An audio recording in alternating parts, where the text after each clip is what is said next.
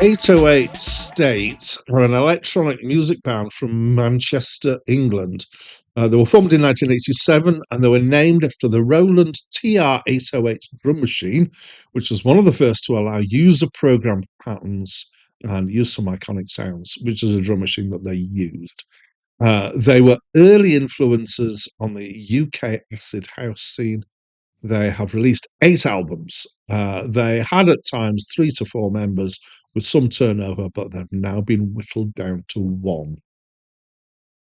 Hi, my name's Dan, and this is a review of Newbuild by 808 State, which was their first album and was released in 1988 and was my first time listening to this. I have heard of them, didn't really know very much about them.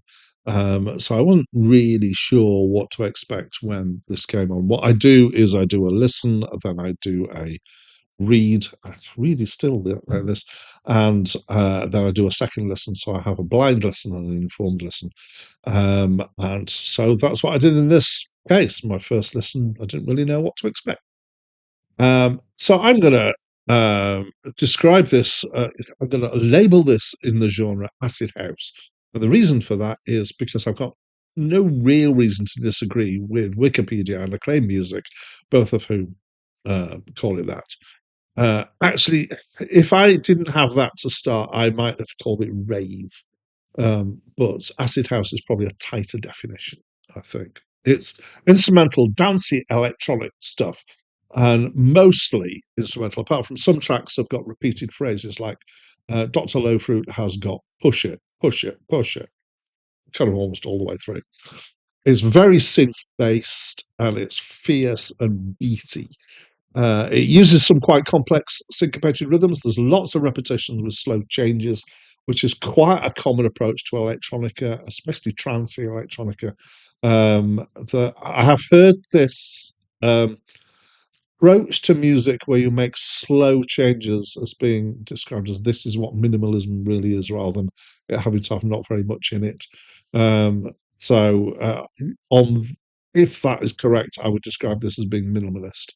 There's a lot of syncopation in it, which is very house stuff, as is repetition. So the kind of feels of this came through in 2 or 3 years' time. It was starting to hit songs that hit the charts, and in the UK have this kind of doom doom doom doom doom doom doom doom doom doom kind of rhythms. Things like "Rhythm Is a Dancer" by Snap and "What Is Love" by Hadaway. There was a kind of bubble of all this kind of stuff. It also tends to follow what I call the binary rule of electronic music, which is you make changes on a 4-bar, 8-bar, 16-bar, 32-bar things that are in the powers of 2, which a lot of music does that, but it seems more obvious in electronica. So I can see how this possibly was good music for a rave. It's dancey and trancey, it's kind of hypnotic. And I'm going to be very careful what I say here, but it's very much in keeping with what I understand the MDMA experience was like, which was a drug that was used at raves quite a bit. From what little I know from reading about it, because I have no direct experience of this whatsoever. As an album, well, so sometimes I quite like dancey trance electronica, and this album I found it first couple of tracks it was okay. By track 3, it was starting to grate, and I was starting to be grating and hating on this. Yeah.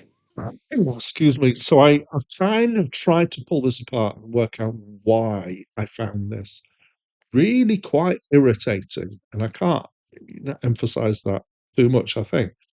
And I think it's because the sounds that are used are quite strident and in your face. It's quite harsh sounding. So in your face, in your ears, really. And the rhythms are also quite complex, so it makes it harder to track down to background listening.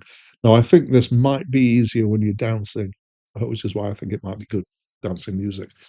But so that pulls it out of being background listening, but I think it's not interesting enough in that it doesn't have enough changing for it to be good foreground listening. So when I realize that when I enjoy kind of dancey trancy stuff, it's usually I'm not paying it full attention, and that's a good way to listen to it. I found it hard for this because I found it was grabbing my attention too much. So possibly really good for dance, especially if you were picking out individual tracks. You wouldn't probably play this as a whole album back to back at a rave. So as an album to listen to, as an album listening to experience, no, please no. I nearly didn't do two full listens of this. It got that irritating for me, I'm afraid. So didn't like it as a listenable album. I can kind of see where its place might be.